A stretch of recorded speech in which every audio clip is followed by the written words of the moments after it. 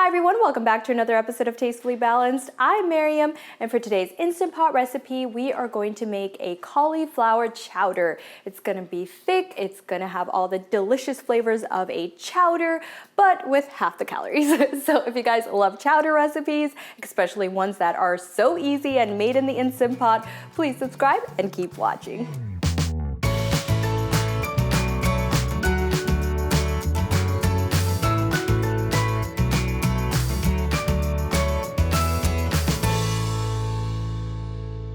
All right, welcome back. So the first thing I'm doing is I have my Instant Pot on the saute mode, and now that it's a little bit warmed up, I'm gonna add a little bit of avocado oil to this, just so nothing sticks to the bottom. All right, so now that the avocado oil is a little bit warmed up, I'm gonna add in some diced onion and a little bit of garlic. And then just saute this for a few minutes until the onions are a little translucent.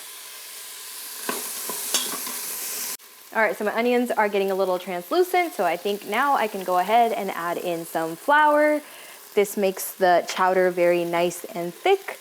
And then I'm gonna also add in my spices. So I've got salt, pepper, a little bit of Italian seasoning, turmeric, and then over here is a little bit of smoked paprika.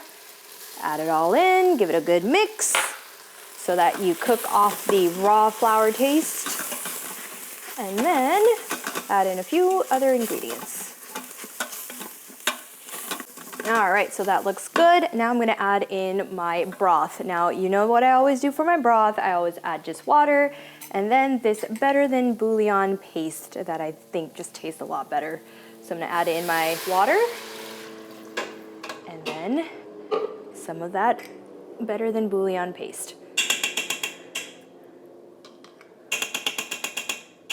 All right, perfect. And what I'm doing is I'm scraping the bottom because you did see the flour and kind of the onions getting stuck. I want to make sure and deglaze all of that before I add in my last two ingredients before I close this up. So last two ingredients are some diced potato and of course cauliflower.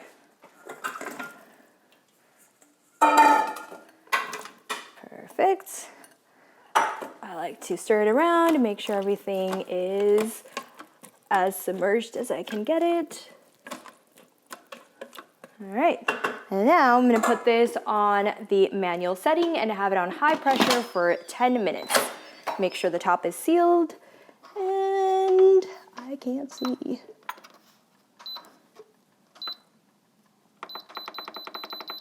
Perfect. All right, and I'll show you guys when this is done. All right, so while my chowder is cooking away, what I'm gonna do is take some frozen corn. I just thawed this a little bit, but it's not cooked, so I'm gonna pop it in the microwave for a couple minutes so that it's nice and cooked through. Some of it's already, I used about half of a bag of frozen corn and a can of regular corn, so some of this is already cooked. But just to make it all nice and even, I'm gonna take the whole thing, pop it in the microwave, and then I will show you what to do with it after. All right, so my Instant Pot just beeped, and now I'm gonna open it up, show you guys what it looks like. Yum, that looks awesome. So now what I'm gonna do is, I have corn, half of which I'm gonna put in my pot, but what I'm trying to do is fish out some of the potato slices because we're gonna immersion blend the entire thing, but I do like kind of chunks of potato running through.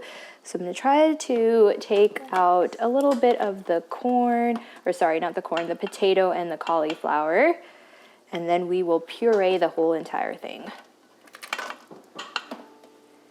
All right, so now that I've taken out some of the pieces of the cauliflower and the potato, I'm gonna put in a little bit of this corn that I cooked up in the microwave, just to make sure that it's not raw, but I want to blend some of it and keep some of it in the actual soup. So that's probably good.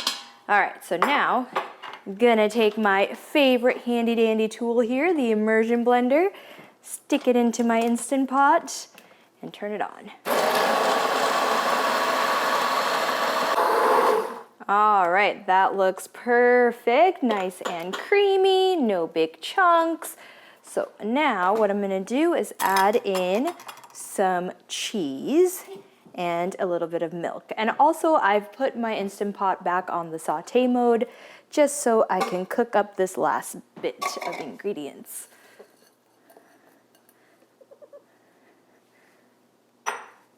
All right, give it a good mix, and then you're just gonna wait until the cheese melts, and then you'll be almost done.